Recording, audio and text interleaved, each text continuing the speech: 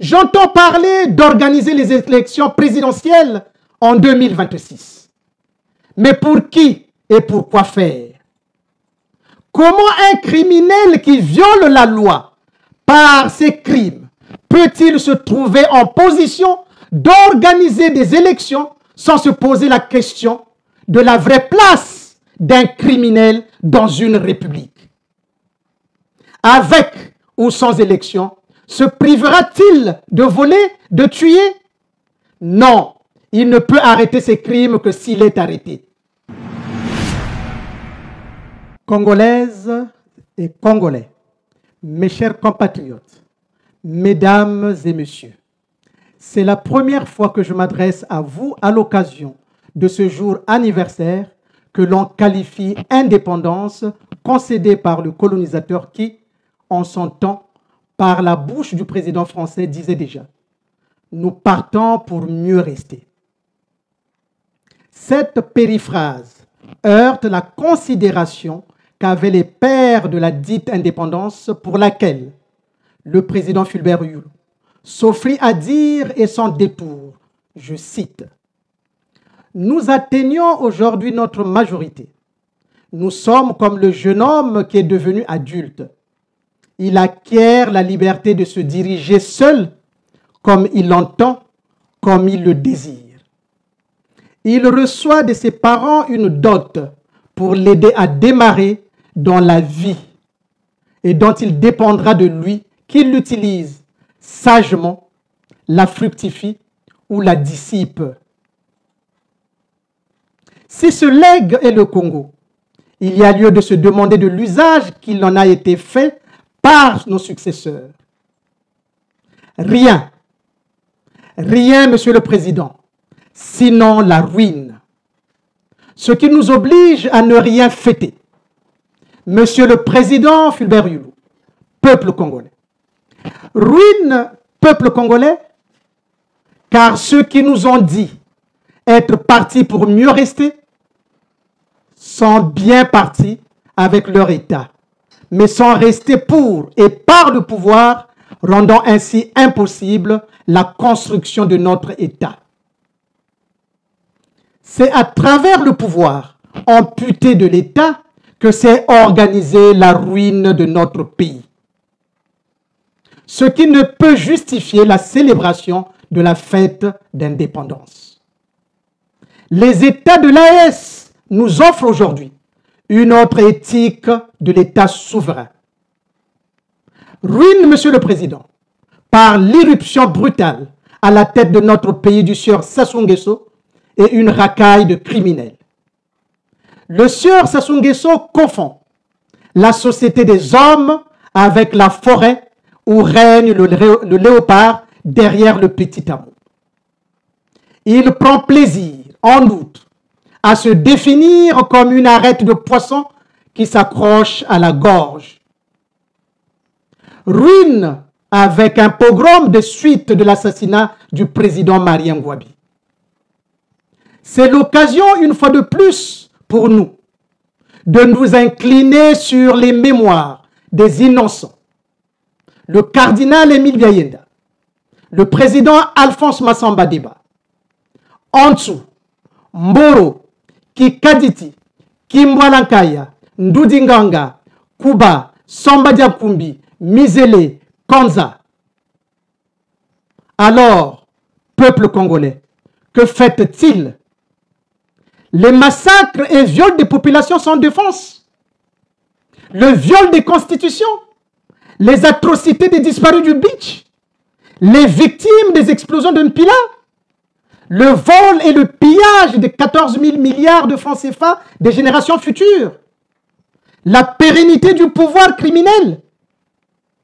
Pour organiser la pérennité au pouvoir, le dangereux criminel Sassou Nguesso Deni a mis en place un modèle économique sectaire et tribal, véritable organisation criminelle, fondée sur l'atrophie du champ économique à la démographie de son groupe, l'appauvrissement des autres groupes ethniques et des populations, la soustraction démographique au moyen des génocides récurrents et la création des 3 catégories d'individus au service du pouvoir.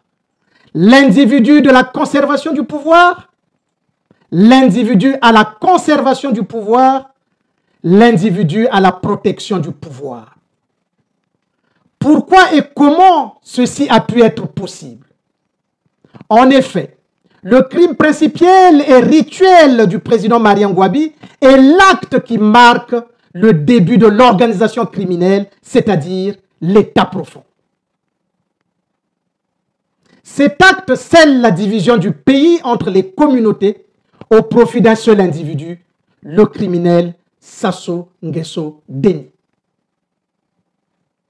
Le crime comme moyen de chantage et de dépendance des affidés en contrepartie des avantages et privilèges en tout genre.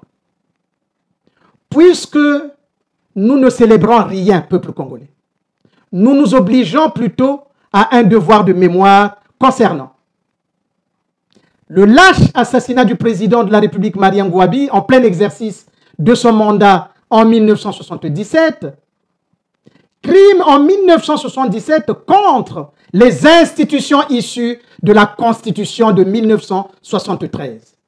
Crime encore en 1997 contre les institutions issues de la Constitution de 1992. Car représentant des épisodes sombres de l'institution de l'État profond.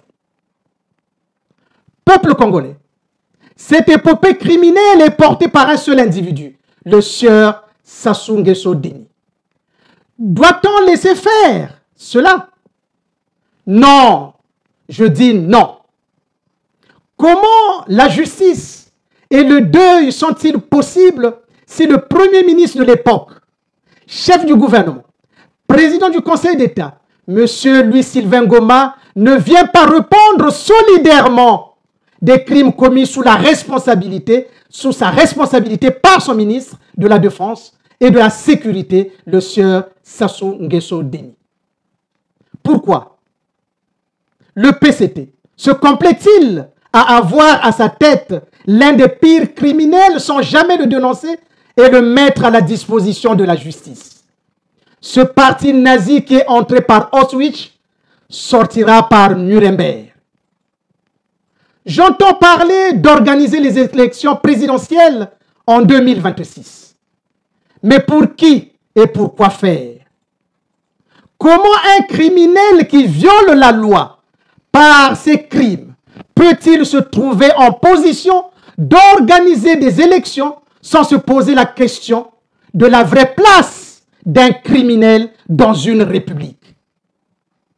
Avec ou sans élection, se privera-t-il de voler, de tuer? Non, il ne peut arrêter ses crimes que s'il est arrêté. Dans ces conditions, il ne peut y avoir d'élection. Il ne doit pas y avoir d'élection. Il n'y aura pas d'élection.